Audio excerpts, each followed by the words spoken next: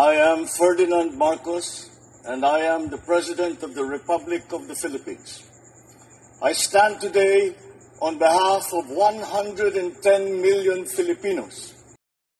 Hello universe, it's me again. Shout out sa inyo mga kababayan. Hello sa mga Marcos Loyalists, supporters, Filipino and OFW. Ayan, mayroon tayong good news mga bes. Another magandang proyekto na naman ng pamahalaan. Itong nakaraan yung updates natin dyan po sa Quezon City, sa Quezon Province naman yon, itinatag itong irrigation, no, para sa mga magsasaka. Ito naman sa Pampanga. Wow, pinangunahan na naman ni Speaker Martin, guys. Masipag talaga, ano, si Speaker Martin. Kung nakikita nyo dito, oh, wow, kasama po si Secretary Guillen ng NEA, no. Ang ganda naman ito. Siyempre, maraming mga magsasaka ang makikinabang dito, mga kababayan, ha. Kaya saludo po tayo sa ating mahal na Pangulong Marcos Jr. Sabi nga naman natin, mga kababayan, ang Pangulo laging nakafocus yan sa mga magsasaka. Talagang ginagawa niya ng paraan.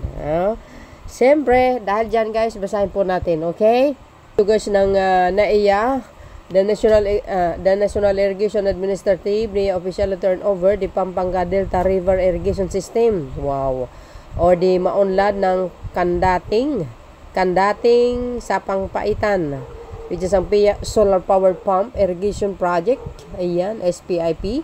Today in Barangay Kandating, Arayat, Pampanga. I think, last Wednesday ito, no? Correct me if I'm wrong. House Speaker Ferdinand Martin G. Romualdez, the guest of honor, and Speaker highlights the crucial role of farmers in national building. He emphasized that the agriculture support, including SPIP, is a key to achieve food security. Also present during the ceremony were NEA Administrator Engineer Eddie G. Guillen, Israel Ambassador to the Philippines, Ilan Plus, and local government official. Ay, wow, social. Shout out sa mga taga Pampanga. Akala ko ba sabi ng mga diles walang nagawa ang Pangulo? Ano? Walang project. Ay, grabe. This is one of 22 solar-powered irrigation projects turned over today across NEA regions 3 and Upper Pampanga River Integrated Irrigation System, covering over 500 hectares. These projects are expected to improve the lives of the farmers. See? Sa mga nagdaan ng mga Pangulo, walang ganyan. Si PBBM lang ang mayroong idea ang ganyan. Diba, guys? Ang galing talaga ng Pangulo. Mahal niya talaga mga magsasaka, ano? All of these efforts demonstrate NEA's continued commitment to the sustainable, cost-efficient, and climate-resilient solution to boost agricultural productivity and uplift the farming sector nationwide. At tingnan natin ang highlights, guys, bago natin panoorin yung kabuang video, okay? Over solar project in the rice granary of the Philippines, Pampanga. Ayan pa, oh.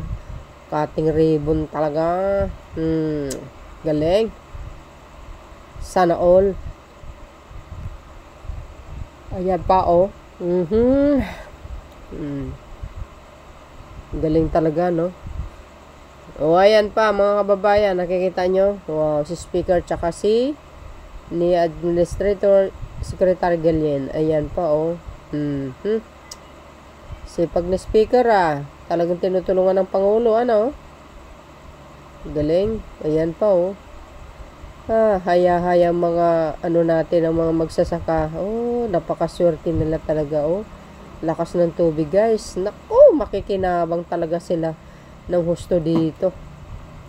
Ano po ang masasabi po natin sa Marcos administration? Ang ganda ng kanyang pamumuno, taliwas doon sa mga sinasabi na wala daw nagawa. Uy, ang galing naman ng lakas ng tubig, guys. Biro nyo yan, oh. Wow. Wow na wow. Wow, may budol fight pa talaga. Kasama po talaga yung Ay, si Congressman, ano to, Gonzales ba to? Dong Gonzales, ayan, yung mga ibang congressman pa. Oh, sarap naman yan. Budol fight pa more. Oh, yan oh, guys, oh. Biro mo yan. Saan kayo makakita ang ganyan klaseng pamumuno? Kung noon pa, ginawa ng mga past administration ito, di, sa totoo lang, no, hindi maiwasan sana ang pag-import, no, ng bigas. Baka tuloy-tuloy ang export natin, ano. Kaso wala eh.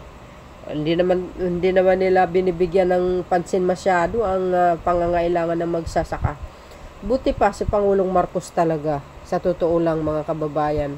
Ako, real talk lang talaga. Siya lang talagang may malasakit. In fairness naman talaga sa kanya.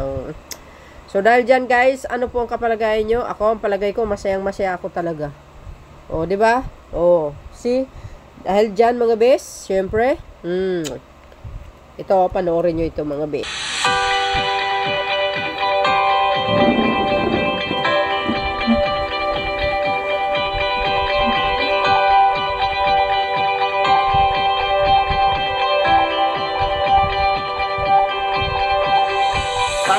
Solar power irrigation project na ito ay napakalaki ang ambag sa pagpapaunlad ng ating mga sakahan at pagpapabuti ng estado sa pamumuhay ng ating mga bagong bayaning magsasaka. Napakarami pong socio-economic benefits na kaakibat ang project na ito. Malaking halaga din ang natitipid ng ating mga magsasaka dahil hindi na kailangan gumastos pa ng malaki para sa fuel o crudo upang patakbuhin ang mga water pumps. Hindi na kami gagastos sa diesel at saka sa mga kailangan ng isang makina. Hindi kami gagastos, ito ay libre. At ito ay sufisyente para sa aming mga bukirin. Kaya ito po ay napakalaking tulong, napakalaking biyaya na galing unang-una sa ating Presidente Bongbong Marcos, sa ating House Speaker Martin Romualdez. The project is not only about irrigation.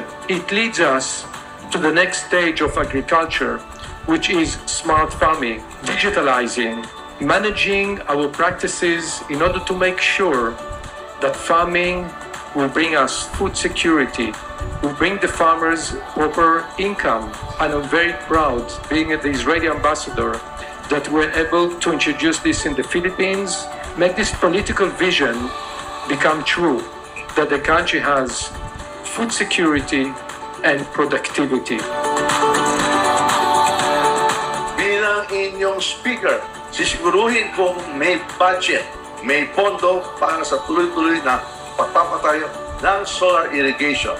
Mga magsasaka ng Central Luzon, congratulations po sa inyong bagong irrigation systems. Patuloy kayo magtanim at kami naman sa pamahalaan ay patuloy na magtataguyod ng tulong at suportang naagapay sa inyo.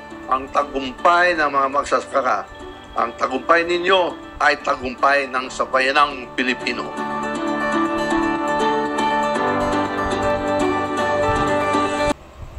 Mga bes, narinig nyo yun? Ganda, no? Talaga naman mapapawaw ka. Ganyan dapat ang mga leaders. Focus kayo sa pangangailangan ng mga mamayang Pilipino, hindi yung puro kayo paninira. Wala naman kayo na itutulong, kaloka. So yun guys, maraming salamat sa inyong watching. See you again on my next upload video. Ayan, speaker lang ang sakalam at saka si Pangulong Marcos Jr. Ano? Bilib ka rin sa mga sekretary niya. Talagang kudos naman sa mga sekretary niya. Nagtatrabaho ng gusto. Bye and babus. God bless Philippines.